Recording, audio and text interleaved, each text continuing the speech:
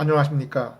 저는 오늘 고린도전서 12장에서 14장을 중심으로 우리의 신앙생활에 많은 혼돈을 주고 있는 방언에 대해서 살펴보면서 신앙을 한번 점검해 보겠습니다. 에베소서 1장을 보면은 하늘의 모든 신령한 복을 받은 자녀들은 그리스도 예수 안에서 하나님의 자녀로 거룩하고 흠없이 하나님 앞에 서도록 선택을 받고 부름을 받았다고 했습니다. 우리가 말씀과 기도의 삶을 통해서 예수님의 모습, 곧 거룩한 삶을 사는 것이 하나님께 영광을 돌리는 것입니다. 이것이 죄에서 예수님 보혈로 구원을 얻은 성도의 이 땅에서의 삶의 목적입니다. 그런데 우리가 이러한 경건 생활을 위해서 오늘날 사용하는 방언의 역할이 과연 무엇인가 하는 것입니다. 예수님은 승천하기 전에 제자들에게 너희는 예루살렘을 떠나지 말고 아버지께서 약속하신 선물을 기다리라고 했습니다. 그리고 예수님이 승천하신 후 다락방에 120명쯤 모여서 그 약속하신 것을 기다리며 기도하고 있었습니다. 사도행전 2장 4절에 그리고 승천하신 지 10일째 되는 날 곧 오순절에 그들이 모여있던 다락방에 성령이 강하게 임하여 모든 성도가 성령으로 충만해졌고 성령의 능력으로 그곳에 있던 사람들이 그들이 알지 못하는 다른 언어 곧 방언으로 말하기 시작했습니다. 오순절에 전 세계에 흩어져 있던 유대인들이 예루살렘으로 올라왔는데 그들이 자기 나라 말로 제자들이 말하는 소리를 들었습니다. 그들이 각자의 나라에서 사용한 12개의 다른 언어들이었습니다. 그리고 그들이 서로 다른 방언으로 말했던 내용을 곧이어 베드로가 유대인들에게 설교합니다. 요엘 선지자의 말씀을 인용해서 말세에 하나님이 모든 사람에게 성령을 부어주시며 그들이 예언을 할 것이라고 했습니다. 누구든지 주의 이름을 부르는 자는 구원을 받을 것이다 라고 했습니다. 그리고 다윗이 예언한 메시아가 바로 너희가 십자가에 못 박은 이 예수라고 했습니다. 이 말씀을 듣고 회개하여 그날 세례를 받은 사람이 3,000명이나 되었다고 했습니다. 이렇게 초대 교회가 시작된 것입니다. 그리고 사마리아 이방인 백부장 가정 에베소에 복음이 전파될 때 성령이 임하고 함께 방언이 말하여졌습니다. 이것은 새로운 교회의 탄생과 함께 유대교회와 이방교회가 다 하나됨을 나타내고 있습니다. 이 교회들의 사도들이 함께 할 때 똑같이 성령을 받고 방언을 말했습니다. 방언도 하고 예언도 했다고 했습니다. 여기 예언은 물론 장래 일에 대한 그러한 예언도 있지만은 성경의 가르침 곧 설교를 의미합니다. 신약 성경이 아직 완성되지 않았던 초대교회 시대 하나님이 교회를 위해 필요한 말씀을 이렇게 예언과 방언의 은사를 통해서 나타내셨습니다. 예수님의 부활 승천과 함께 오순절에 새로 시작한 교회는 성령의 충만히 임함과 방언을 통해서 아담의 범죄 이후에 성령이 떠나셨고 바벨탑 사건 이후에 하나님의 진노로 언어를 서로 다르게 해서 민족이 뿔뿔이 흩어졌는데 이제 하나님이 그의 백성을 주님의 몸된 교회로 다시 부르시고 성령의 하나 되게 하신 그러한 사건입니다. 그리고 여기 4차례 언급한 방언은 모두 언어 방언입니다.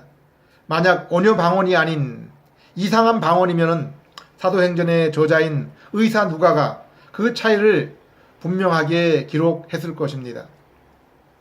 바울은 2차 선교 여행 때 고린도에 1년 6개월을 머무르면서 교회를 세웠습니다. 그런데 바울이 고린도 교회를 떠나고 나서 고린도 교회 안에 여러 가지 문제가 있다는 소식을 듣습니다.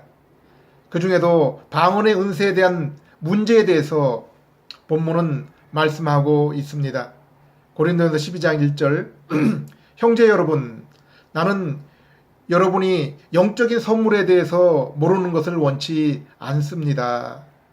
이 말씀을 보면은 바울은 지금 고린도 교인들이 영적인 선물을 오해하고 잘못 사용하고 있음을 지적하고 있음을 알 수 있습니다. 2절, 여러분이 더 잘 알겠지만은 여러분이 이방인이었을 때는 말 못할 우상에게 이리저리 끌려 다녔습니다. 3절, 그러므로 내가 여러분에게 말합니다. 하나님의 영으로 말하는 사람은 예수님을 저주하지 않습니다. 그리고 성령님의 도움이 없이는 아무도 예수님을 주님이라고 말할 수 없습니다. 우리는 모두 성령님의 도움으로 우리의 심령의 문이 열리고 우리의 영혼이 새롭게 되어서 예수님을 주님으로 부르며 구원을 얻게 되었습니다. 그리고 성령님을 모신 성도는 예수님의 이름을 부끄럽게 하지 않습니다. 4절에서 6절까지는 교회에서 삼위 하나님의 사역이 나옵니다. 은혜의 선물은 여러 가지가 있지만 성령님은 한 분이시며 섬기는 일은 여러 가지지만은 주님도 한 분이십니다. 그리고 해야 할 일은 여러 가지가 있지만은 모든 사람 안에서 일하시는 하나님은 한 분이십니다. 삼위일체 하나님이 창조하시고 우리를 구원 곧 재창조하시고 그리고 이제 몸된 교회를 세우시는 일에서도 서로의 다른 역할을 하시는 것을 보게 됩니다. 그러나 삼위일체 하나님께서 각자 위격에서 하시는 창조와 구원과 그리고 교회의 사역이 동일한 것을 알 수 있습니다. 성부 하나님이 교회를 세우시는 그 뜻과 계획을 품으시고 성자 예수님께서 성도들에게 직분과 함께 그 역할을 맡기시고 성령님께서 그 맡은 직분과 역할을 감당할 은사와 능력을 주십니다. 그리고 교회를 견인 곧 인도하십니다. 7절, 각 사람에게 성령님이 계시는 증거를 주신 것은 모든 사람의 유익을 위해서입니다. 여기 성령님께서 각 사람이 교회에서 맡은 역할을 위해서 은사 곧 능력을 주신 것은 교회 전체의 유익을 위해서라고 했습니다. 그리고 8절에서 10절까지 각자의 직분과 역할에 따른 성령님이 주시는 은사가 나옵니다. 11절, 이 모든 것은 같은 한 성령님이 하시는 일입니다. 성령님은 자기가 원하시는 대로 각 사람에게 이런 은혜의 선물을 나누어 주십니다. 성령님은 예언, 방언, 병치료 같은 은사를 교회 전체의 유익을 위해서 성령님께서 직접 나누어 주신다고 했습니다. 여기 이 말씀만 보아도 오늘날 방언이 성경적이지 않은 것을 알 수 있습니다.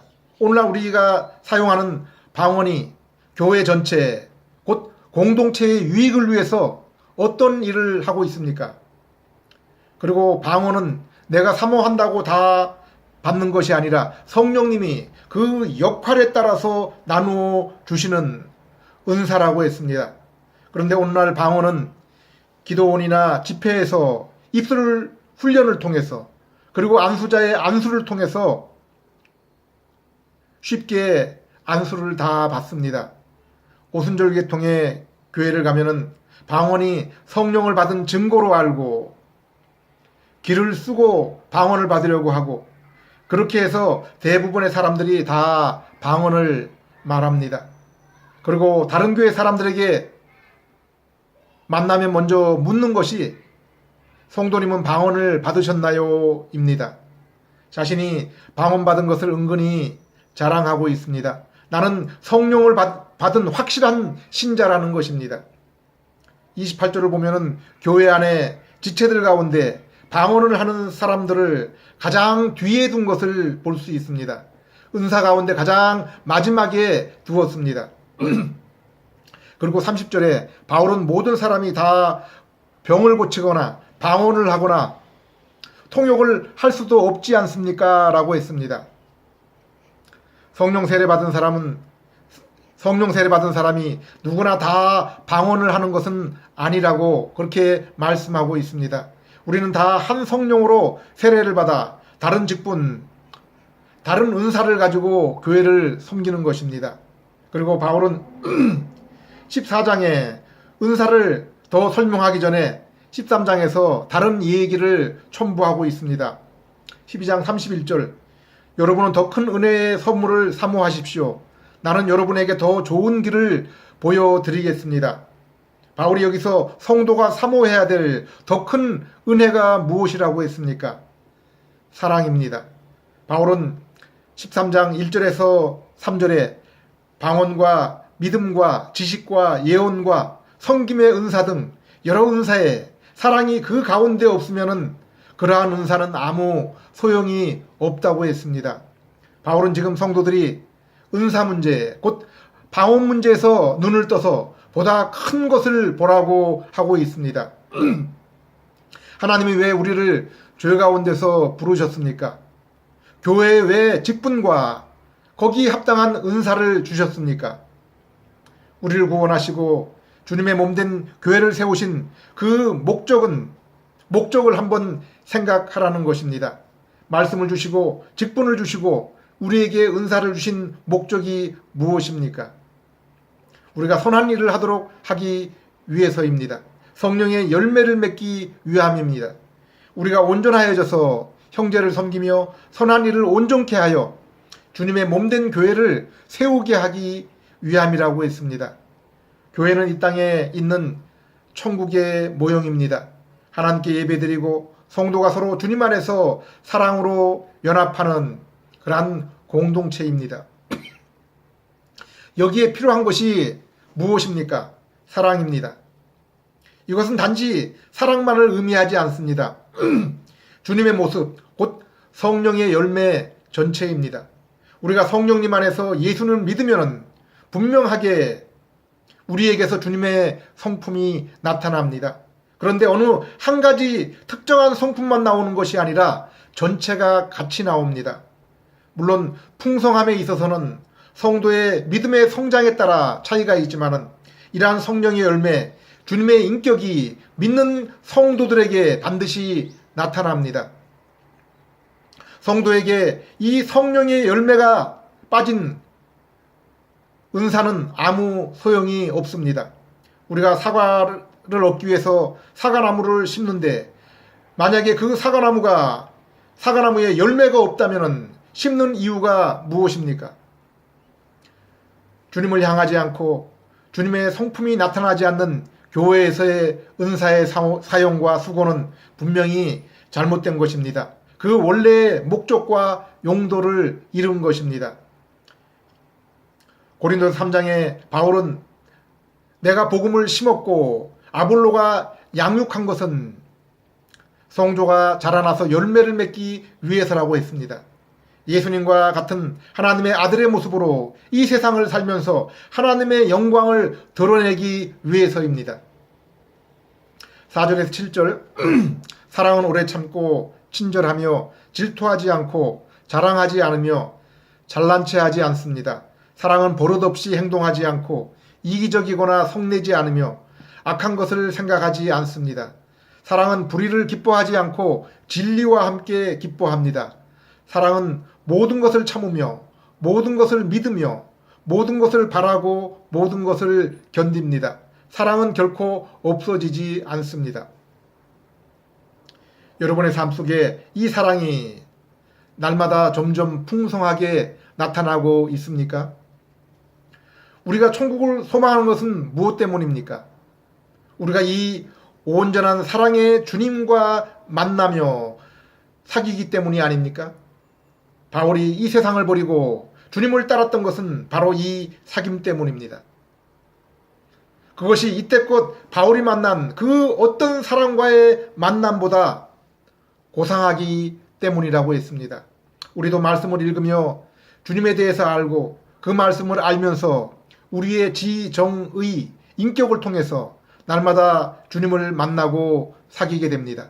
그로 인한 즐거움을 날마다 맛보게 되는 것입니다. 그리고 날마다 말씀을 따라 주님을 알수록 그 교제와 기쁨이 더욱 깊어지고 풍성해 가는 것입니다. 우리가 주님의 그 성품을 더욱 닮아가기 때문입니다. 성도에게 있어서 기쁨은 이 땅에서뿐 아니라 천국에서도 바로 이 교제의 기쁨입니다. 그런데 이 땅에서 말씀을 통해서 이 만남의 기쁨이 없는 성도가 어떻게 천국을 사모하며 주님 보고 싶어요 라고 할 수 있겠습니까? 8절, 예언도 없어지고 방언도 그치고 지식도 사라질 것입니다. 여기 예언과 지식이 없어진다고 했을 때 여기 사용되는 동사는 헬라어로 같은 동사입니다. 헬라어 카탈레오입니다. 이것은 완전히 쓸모없게 됐다, 폐지된다라는 뜻입니다. 여기 예언은 장래에 대한 그러한 일뿐 아니라 교회에서 선포되는 가르침 전체라고 했습니다. 여기 지식은 예수님과 그 예수님의 뜻에 대한 우리가 뜻에 대해서 부분적으로 아는 그러한 지식입니다. 이것은 우리가 주님의 형상을 입고 주님을 뵙게 될 때 쓸모없게 될 것입니다. 물론 우리의 주님에 대한 배움이 끝나는 것이 아니라 더 깊은 차원의 암과 사귐이 이제 천국에서 시작될 것입니다. 이처럼 이 땅에서의 예언과 지식은 우리가 주님을 뵙게 될 때 더 이상 필요가 없게 될 것입니다. 그런데 여기 방언이 그친다고 했을 때 헬라어 파우어는 떠난다, 정지한다, 멈춘다 라는 뜻이 있습니다. 이것은 교회가 세워지고 성경 말씀이 문자적으로 완성이 되어지면 점점 사라지는 것입니다. 우리가 어렸을 때는 어린아이에게 필요한 것이 있습니다. 그러나 장성한 후에는 그것들을 사용하지 않습니다. 방언과 방언 통역은 사도들이 세워놓은 초대교회에 아직 주님의 가르침이 온전히 전해지지 않았을 때 성령님께서 교회에 주신 말씀입니다. 그러나 교회 사도들의 가르침과 복음서, 서신서들이 전해져 가면서 점차 사라졌습니다. 14장 1절, 여러분은 사랑을 추구하고 영적인 선물을 사모하며 특별히 예언을 하도록 하십시오. 여기 성도가 추구해야 될 것이 무엇이라고 했습니까? 사랑입니다. 그것을 위해서 우리가 무엇을 사모해야 됩니까? 예언입니다. 여기 예언은 아까 말씀드렸지만 장래에 어떤 것을 아는 것도 있지만 가르침 곧 설교입니다. 예수님이 교회에 대표적으로 주신 직분이 무엇입니까? 고린도전서 12장 그리고 에베소서 4장을 보면은 사도, 선지자, 목사와 교사입니다. 이들이 하는 것이 무엇입니까? 말씀을 전하는 것입니다. 설교하는 것입니다. 이렇게 하나님의 말씀을 듣고 읽을 때 성도는 영적으로 살아나고 힘을 얻어 성장하는 것입니다. 그러므로 우리에게 말씀을 읽고 듣는 것보다 중요한 일은 없습니다. 포도나무인 예수님께 붙어 있는 것도 전신갑주를 입는 것도 다 말씀을 통해서 예수님을 굳게 붙잡는 것입니다. 이렇게 말씀을 듣고 읽고 이해하고 동의하고 신뢰하는 것이 우리가 이 땅에서 주님을 만나고 교제하는 것입니다. 그래서 시편 1편은 복 있는 사람은 율법을 즐거워하며 그 율법을 주야로 묵상하는 자라고 했습니다. 시편 19편에 말씀은 순금보다 더 사모할 것이니 가장 순수한 꿀보다 더 달다고 했습니다. 이 말씀을 읽고 묵상할 때 우리 안에 죄가 드러나며 우리가 회개하며 깨끗하게 되며 그 말씀을 묵상할 때 주님이 나의 반석이 되시고 구원자가 되시며 내가 주님 보시기에 기쁨이 되게 해달라고 우리는 기도하게 되는 것입니다. 14장 2절 방언을 하는 자는 사람에게 말하는 것이 아니라 하나님께 말합니다. 이것은 아무도 그의 말을 알아들을 수 없는데도 그는 영으로 신비한 것을 말하기 때문입니다. 여기 방언은 헬라어로 단수로 되어 있습니다. 다른 곳에서는 복수로 사용되었는데 여기는 단수입니다. 여기 이 방언은 고린도전서 12장의 방언이나 사도행전에서 말하는 그 방언과 다른 방언입니다. 언어 방언이 아니라 소위 오늘날 대부분의 사람들이 하는 랄랄라 방언입니다. 이 방언은 사람들은 알아들을 수 없기 때문에 바울은 그들에게 그것은 그럼 하나님께 하는 것이고 너희가 영으로 하는 것이냐라고 비꼬며 묻는 말입니다.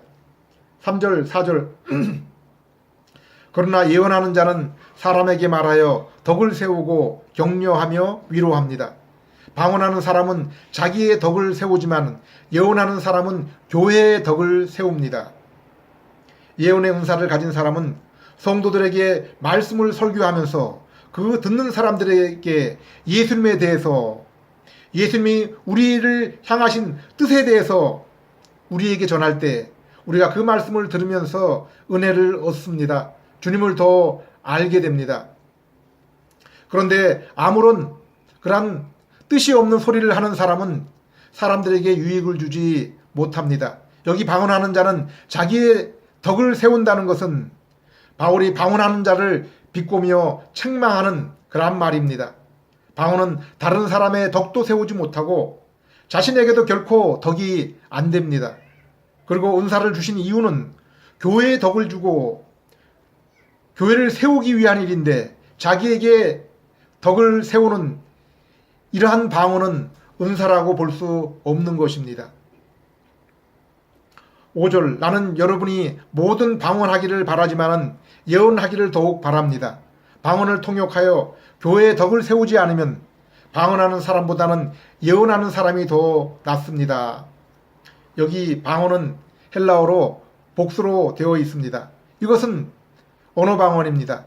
이 방언의 은사를 가진 사람이 다른 언어로 말할 때 통역을 하면 이것은 예언과 같이 교회의 덕을 세웁니다.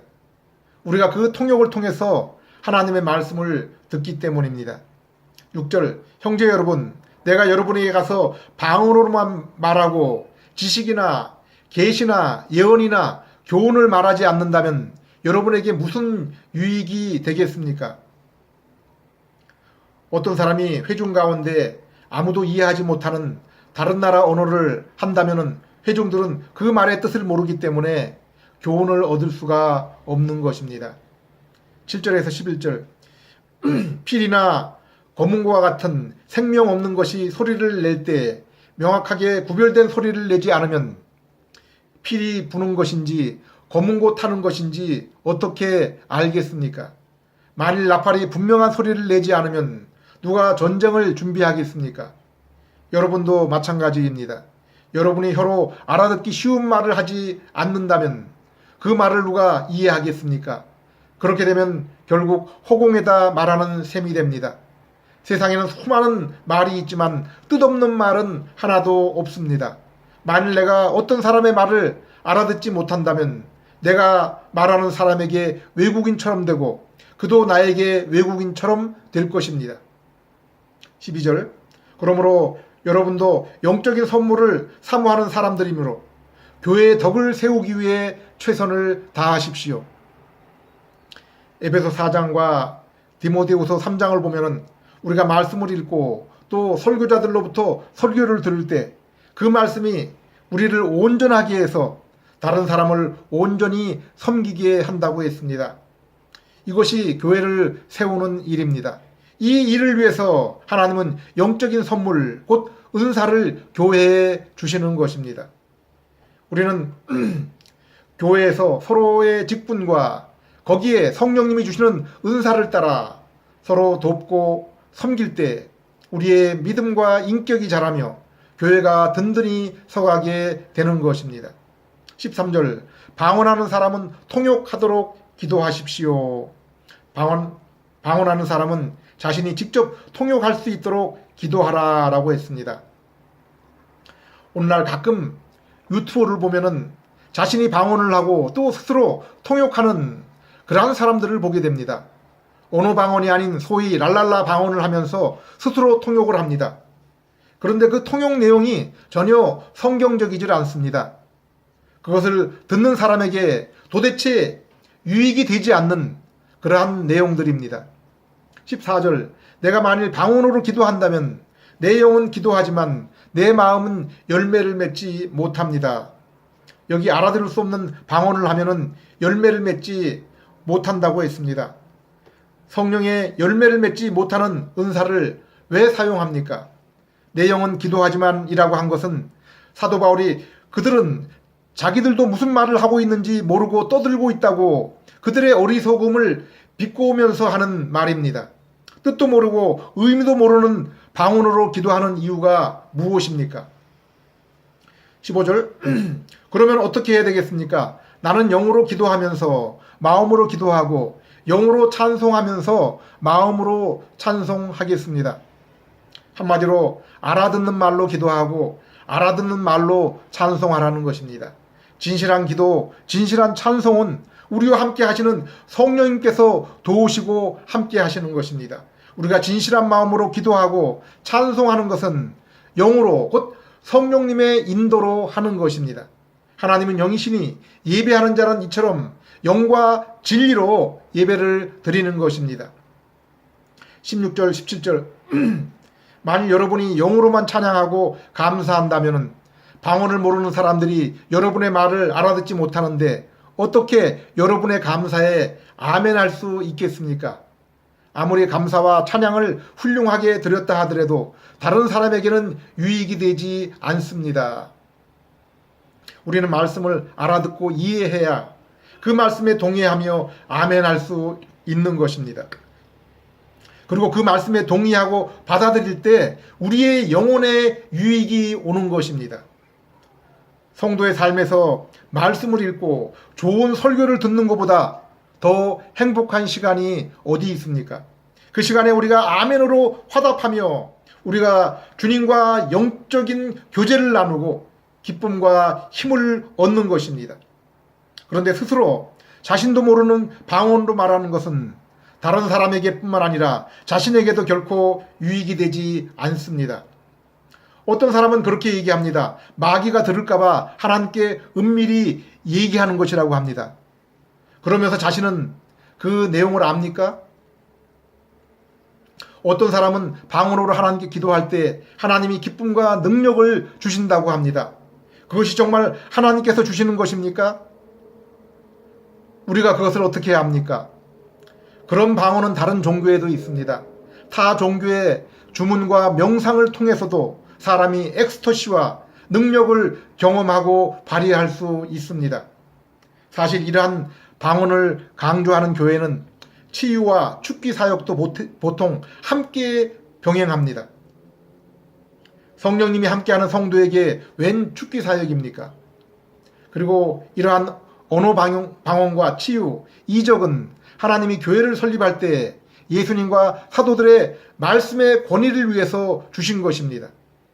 지금은 교회가 이미 세워졌고 말씀이 완성이 되어 있습니다. 우리는 사도 바울도 자신의 질병과 자신의 동료들의 그 질병을 고치지 못한 것을 알고 있습니다. 18절 19절 나는 여러분보다 방언을 더 많이 하는 것을 하나님께 감사하고 있습니다.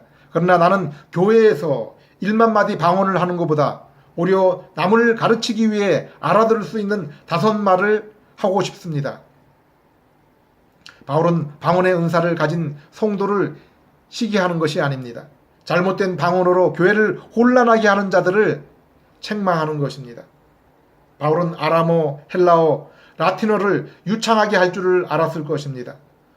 또 그가 여러 지역을 선교하면서 그곳의 방언으로 자신의 방언 은사를 사용했을 것입니다. 그러나 방언의 목적은 하나님의 말씀을 전하는 것입니다. 바울은 우리에게 왜 방언의 은사가 필요한지를 분명하게 설명하고 있습니다. 20절 형제 여러분 아이들처럼 생각하지 마십시오. 악에 대해서는 어린아이가 되고 생각하는 일에는 어른이 되십시오. 우리의 믿음이 자라면 그만큼 성숙해져야 됩니다. 요한일서 2장에 믿음의 어린아이, 청년, 아버지의 모습이 나옵니다. 우리는 거기에 걸맞게 생각하며 행동해야 되는 것입니다. 그런데 자신이 믿음이 있다고 하나님의 더 많은 은혜를 받았다고 자신의 은사를 자랑하는 사람은 도리어 믿음에 있어서 아직 어린 아이임을 드러내는 것입니다.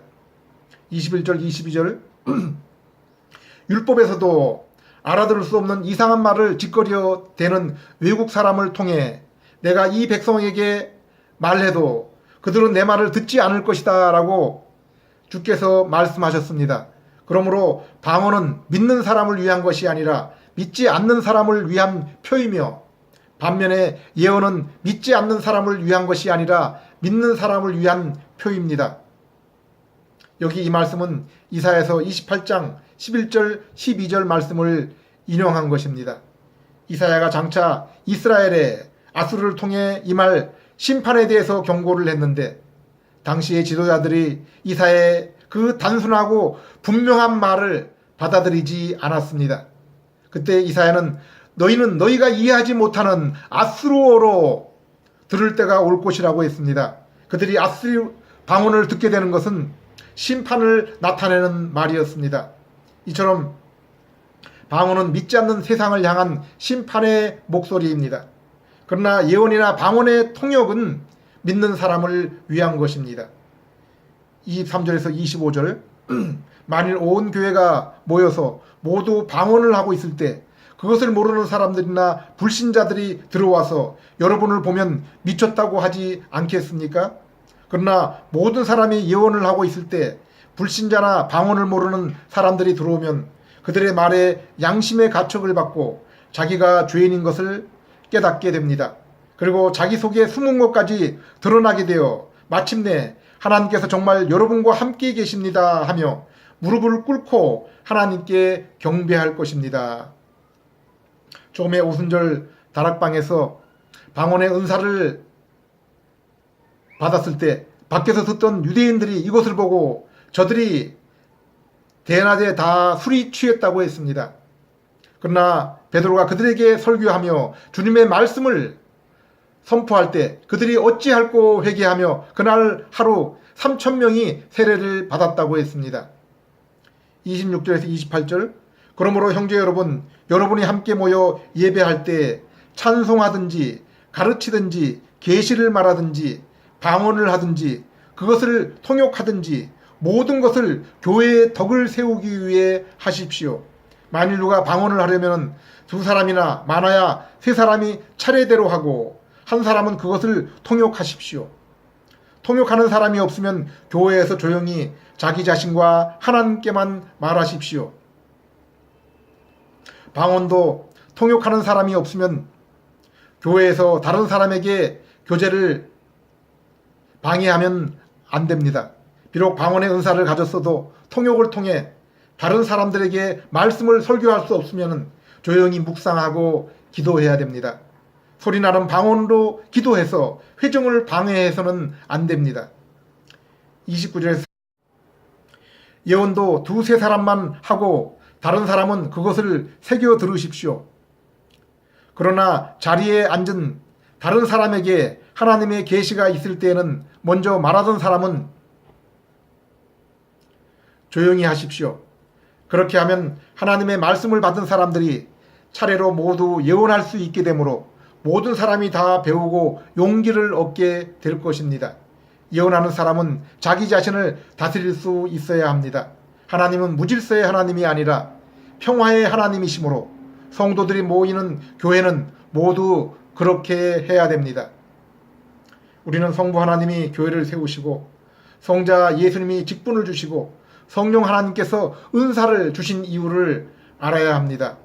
오늘 보면 고린도전서 12장에서 14장에 우리에게 이것을 분명히 설명해 주고 있습니다. 그리고 우리는 당시 방언의 은사는 교회가 세워지고 성경 말씀이 완성되면서 더 이상 필요하지 않은 은사임을 알게 되었습니다. 오늘날 알아들을 수 없는 언어가 아닌 방언은 성령님이 주신 은사가 아닙니다. 그것을 바르게 가르치지 않는 교회, 무엇보다 성경이 은사, 특별히 방언에 대해서 바울이 이렇게 설명하고 있는데도 여전히 현재 존재하지도 않는 방언에 집착하는 분들은 정신을 차려야 됩니다. 내가 왜 이 방언에 집착하고 있는지를 스스로에게 한번 물어보십시오. 이 은사를 통해 내가 주님을 더욱 배우고 알며 성령의 열매를 맺고 성도에게 유익을 주며 교회를 세우고 있는지 말입니다. 방언은 이 고린도 교회 말고 다른 곳에서 이 방언에 대해서 언급하고 있지 않습니다. 디모데와 디도에게 보낸 목회 서신에도 전혀 방언에 대한 언급이 없습니다. 당시에도 이미 방언의 은사는 사라지고 있었고 성도의 신앙생활과 교회를 세우는 일에 그 방언이 필요 없었기 때문입니다. 기도드리겠습니다. 하나님 아버지, 고린도전서 말씀을 통해서 방언 은사에 관한 말씀을 전했습니다. 오늘날 교회 내에 잘못된 은사운동, 특별히 방언에 대한 잘못된 사용이 있는 줄을 알고 있습니다. 하나님 아버지, 혹시 제가 잘못 전한 말씀이 있으면 용서해 주시옵소서. 이 말씀을 듣는 사람이 주님이 우리를 부르신 그 부르심에 합당한 삶을 살 수 있도록 인도하여 주시옵소서. 예수님 이름으로 기도드립니다. 아멘.